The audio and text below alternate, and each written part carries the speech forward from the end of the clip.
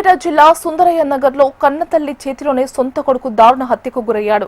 గంజాయి మత్తు, కుటుంబ కలహాలే ఈ ఘాతుకానికి కారణమయ్యాయని పోలీసులు చెబుతున్నారు. భుక్యా విజయ్ గత కొంతకాలంగా గంజాయికి బానిసయ్యాడు. మత్తులో ఇంట్లో తరచుగా గొడవలు చేస్తూ కన్నతల్లికే నరకం చూపిస్తున్నాడు.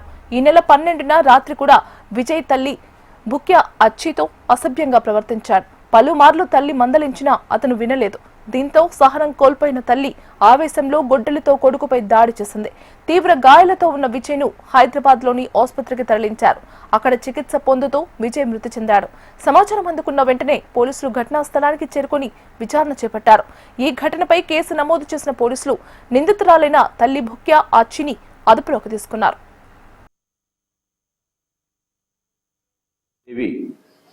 Resident of Sundaraiah Nagar near Balram Thanda police స్టేషన్కి వచ్చి ఫిర్యాదు ఇచ్చినారు.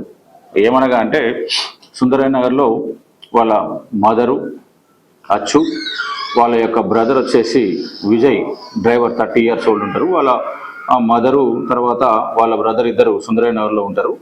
అయితే ఆదివారం రాత్రి 12:30 ప్రాంతంలో ఎవరో గుర్తు తెలియని వ్యక్తులు వచ్చి తన యొక్క తమ్ముడిని తలపై బలంగా ఏదైనా బండరాయి షార్ప్ వెపన్తో కొట్టి గాయపరిచినారు. ఈ మేరకు మేము క్రైమ్ నెంబర్ 284/2026 రిజిస్టర్ చేయడం జరిగింది. యాజ్ పర్ 199 BNS సెక్షన్ అంటే 307 అటెంప్ట్ మర్డర్ కేసు రిజిస్టర్ చేయడం జరిగింది.